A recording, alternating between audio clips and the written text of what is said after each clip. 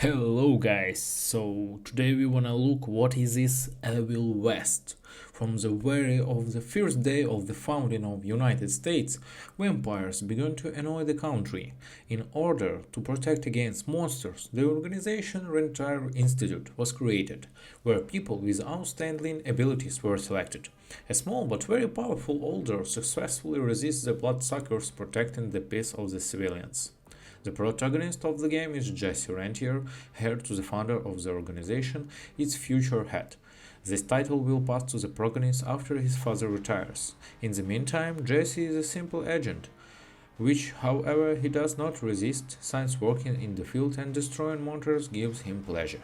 The character does not go into his pocket of work, does not give up when he meeting with the enemy, and prefers to solve any problems with the help of the good old Brawl.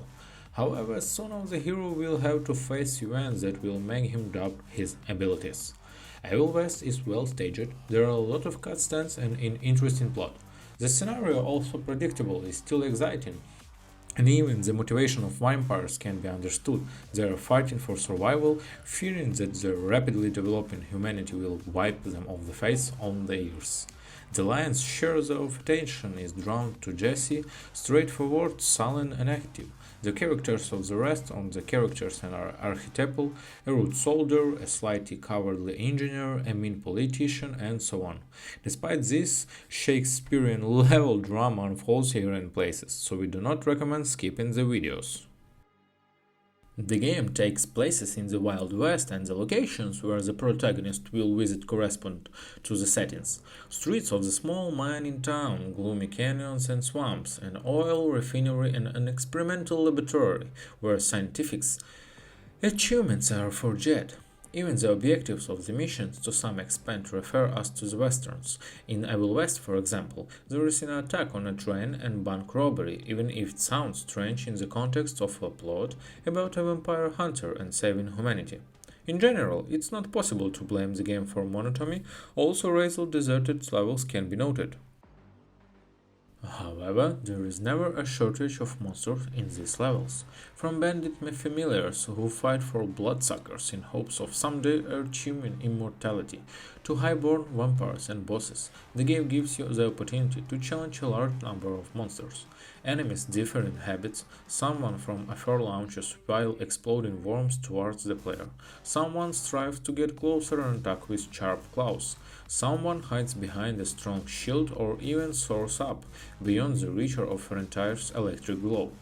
The vast arsenal of the protagonist allows you to cope with opponents. It includes the aforementioned bladed gauntlet that knock the spirit out of opponent, throw it into the air and slam into a wall, a revolver, a sawed-off shotgun, a rifle, a crossbow, a bunch of explosives, and other tools to destroy monsters. The combination of melee weapons and guns makes Evil West to kind of a hybrid beat 'em up and shooter. The hero either crashes into a crowd and deliberately releases blows to the right and left, then runs away from enemies and aims monster with well-aimed hits. At the same time, the weapon has a very pleasant impact. The first literally bites into the bodies of vampires, and the rifle clicks so loudly with each shot.